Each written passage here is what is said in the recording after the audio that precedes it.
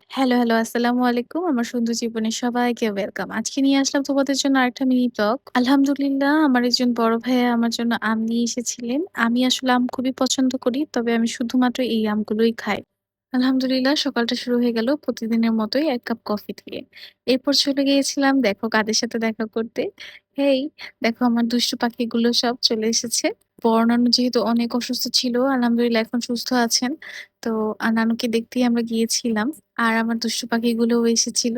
মাশাআল্লাহ এখন যেমনই বড় হয়েছে তেমনই দুষ্টু হয়েছে। এত আদর করে যে খাওয়াচ্ছি এরপরে ওর বউ এসে বলবে, "দেখো তোমার বোন একটা কুটনি।"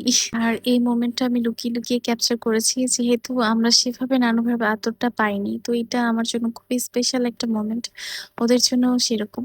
খুব সুন্দর লাগছিল ওরা একসাথে গল্প করছিল দেখে। এরপর আমি গিয়েছিলাম মামির শখের বারান্দাটা দেখতে। অনেক সুন্দর করে মামি গাছগুলো দিয়ে লালন-পালন করেছেন এবং অনেক সুন্দর একটা ইউনিক কালারের ফুলও হয়েছে। আম্মু গাছেও এরকম একটা ফুল আছে।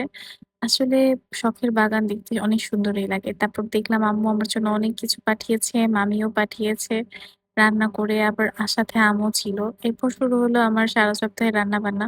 একবারে সব রান্নাবান্না করে ফেললে আর পরের সপ্তাহে আমার আর ঝামেলা হয় না। দেখা যায় আমি অনেকটা রিল্যাক্স এ থাকি। ১ম এ রান্না করেছিলাম বিফ কালাভুনা। এটা আমার অনেক পছন্দের। কাইফও অনেক পছন্দ করে। রান্না করতে দেখো আমার একটা পার্সেল চলে আসছে। সবসময় তোমাদের জন্য কেনাকাটা হয় না। আমার জন্য কিছু পার্সেল আসে। এই ফেরি সোপটা অনেক ভালো। যারা ১ থেকে ৩ শেড ফর্সা হতে চাচ্ছেন এই সোপটা নিয়ে নিবেন।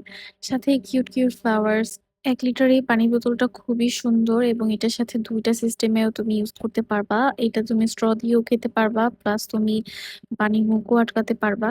সো এটা খুবই ভালো। আর সানস্ক্রিন এর কথা তো নাই বলি। এটা সবাই জানো আমার পেজের সানস্ক্রিন এর কথা। সাথে যারা বাজেট ফ্রেন্ডলি পারফিউম খুঁজছো তারা ওয়াটার গ্যালারি পারফিউমটা নিতে পারো। এটার অনেকগুলো ফ্লেভার আমাদের কাছে এভেইলেবল আছে। এটার স্মেলটাও অনেক বেশি সুন্দর। আমি নিজের জন্য একটা নিয়ে নিলাম। আর এই দেখো আস্তে আমার কালাভুনার কালারটা আসতে শুরু করেছে। মোটামুটি রান্নাটা শেষ। এরপর বিরিয়ানি রান্না করেছিলাম। বিরিয়ানিটা আলহামদুলিল্লাহ একদমই আম্মুর হাতের মতো হয়েছিল। আম্মুর হাতের বিরিয়ানিটা অনেক মিস করি। আর মজার একটা পায়েস রান্না করেছিলাম। আমার কেন জানি এই পায়েস টাইপের ক্ষীরটা খেতে খুবই ভালো লাগে। It's not kheer, also it's not payesh. মাঝামাঝি কিছু একটা। আজকে এই পর্যন্তই। সুন্দর প্রোডাক্ট গুলো অর্ডার করতে চাইলে তাড়াতাড়ি আমার পেজে ভিজিট করো। আল্লাহ হাফেজ।